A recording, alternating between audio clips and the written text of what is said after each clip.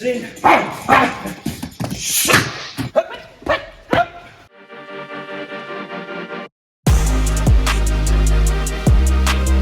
important to understand how to use the headbutt and how to use this as a restricted strike.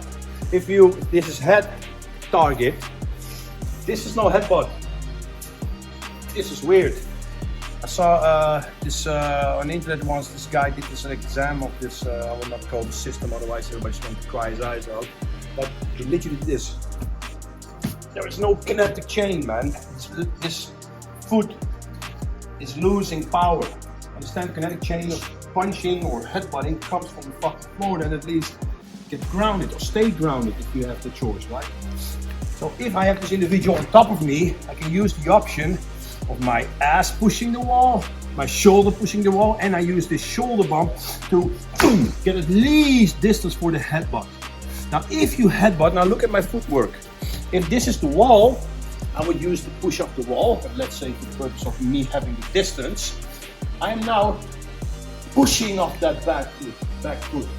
So instead of doing only this, that probably will injure me, I'm gonna drive up the back foot and get the headbutt in, like in a serious way. So this is the one starting the whole kinetic chain.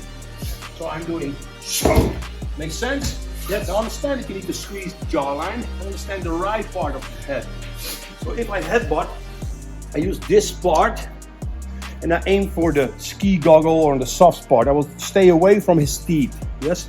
Now in the let's say he's way bigger than me and I ended up here. I wanna bump and maybe I can work my head under the chin. So without the pad, I will do boom. But it's not always available, depends on the disparity, the height disparity, makes sense? So if I am taller than him, now this is maybe not available, look. Boom, now I'm headbutting the hard part of the brain, don't want that. Now for me, if this is the case, I just need to shoulder bump and forget the fucking elbow or a headbutt, just go to the elbow, boom. Fits in fine. Make sense? Yes. So understand how to use the restricted strike of the shoulder bump and now the restricted strike of a headbutt to make distance for the elbow. Make sense? Yes. I'm gonna build on this drill, but give the headbutt from the lats. You are a unit going forward. Look how Pierre gives the headbutt, right? So he shoulder bumps, he uses it as a unit.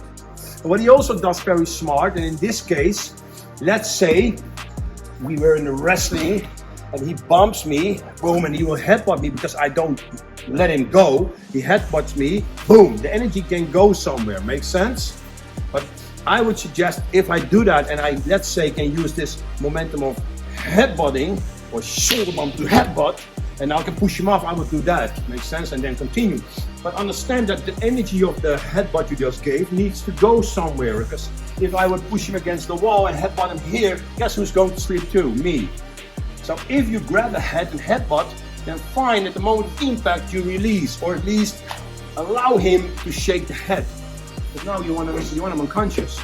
So don't stabilize the head and headbutt and expect not to get hurt or to knock him out. It's very crucial. So in this case, I'm going to build on this drill. So shoulder bump, you get the headbutt, and now we're going to elbow. That make me easy. Again, what I said, if it's difficult to bump, forget the bump. Then I would need a dick. Sorry.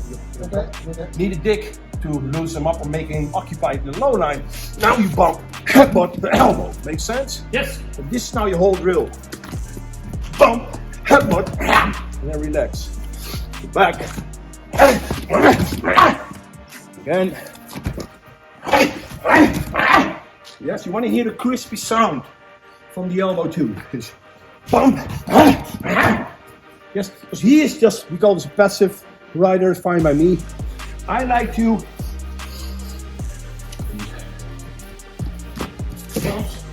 headbutt. See, I do that. He does this. Bump, headbutt, fine.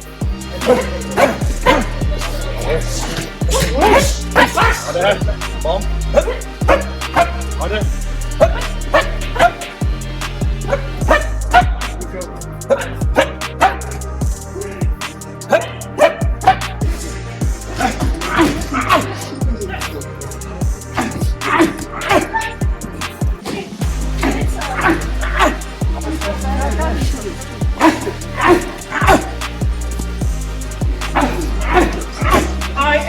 in a wrestle or a fucked up tangle, I can do what I want. I don't want to be here for minutes. You can go to a weapon. Maybe he's a better wrestler than me, so I want to off me like we did before, right? But why not use now, if I can get from this position, maybe I need to give him a knee groin, of a knee in the groin first, but let's say I could snatch this free and have to side things. What is this now? Same shit we just did. Now I can use 2 headbutts, maybe as something for him to think about. And now I can push him off, and now he comes forward. Now you have to stop him coming in, he's not down.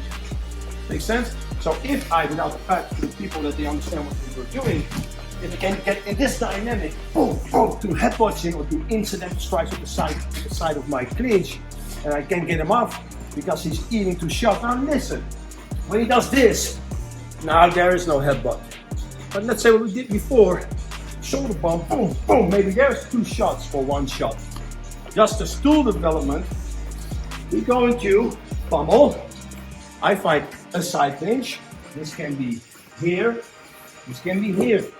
Now this gives me the structure to open him up for the headbutt. In this case, this is painful for him, but better safe for him to do this.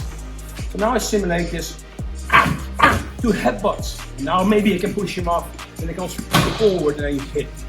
So the whole drill do something like this. He's playing, he tries to test your balance, get his hand out, get his in. Make sense? Just bring it together now. See where it fits. Yes.